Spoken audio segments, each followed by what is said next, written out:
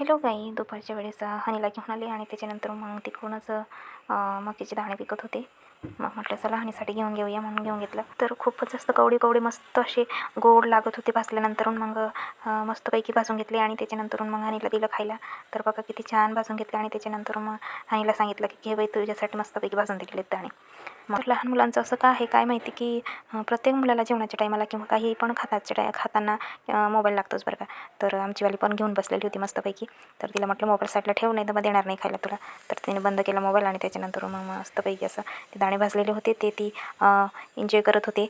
आणि तिला सांगितलं की मोबाईल अजिबात घ्यायचा नाही जेवायच्या टायमाला. तर तिच्या टीचरांनी बी सांगितले सगळ्या मुलांना की जेवायच्या वेळेस मोबाईल घ्यायचा नाही. त्याच्यानंतरून दाणे बिणे खाऊन झाले आणि सगळं दारू बंद झाले होते. कारण की आम्ही ना थोडंसं म्हणजे मध्ये बसलेलो होतो आणि आता सध्या पाऊस आहे म्हणून खूपच अंधार दिसतंय घरामध्ये. तर लाईट चालू केलं ना तेव्हाच बरं वाटतं. तर ह्यानी खेळत होती बाहेर मस्त. आणि कपडे तर बापरे बाप काय सांगावं, कपड्यांचं वाढतच नाही आहे कपडे. 2 दिवस झाले या कपड्यांना दोरीवर टांगलेले, तसेच वाढलेलेच नाही आहे. तर बाकीचे पण धुतलेले होते ते टाकायचे होते दोरीवर.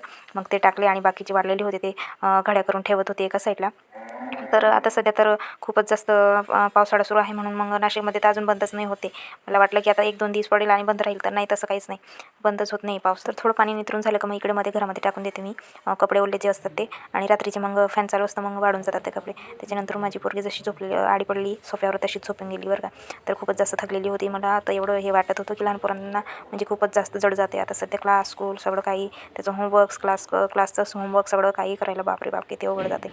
तर ती दमलेली पण होती आणि खूप जास्त थकलेली होती वाटतं. तर अशी सहसा जास्त झोपत नाही ती, दिवसात कधी झोपत नाही. पण आज काय झालं होतं काय माहिती, मला वाटतं जास्त थकून गेलेली होती ती. तर झोपून गेली. मग मला ना थोडंसं वाईट वाटत होतं तिच्यासाठी. आणि सगळ्या मुलांना तसंच होते आता सध्या. तर सगळ्यांना स्कूलला जायचं, क्लासला तसंच चाललं आहे सगळ्यांचं. तर आपल्या मुलांची खूपच जास्त काळजी घ्यावी बरं का सगळ्यांनी, पालकांनी जेवढे पण आहेत. तर पोरं खूप जास्त दमून जातात, काही बाया मारून बसतात. पण ठीक आहे एवढं तेवढं पण जास्त मारू नका आणि काळजी घ्या.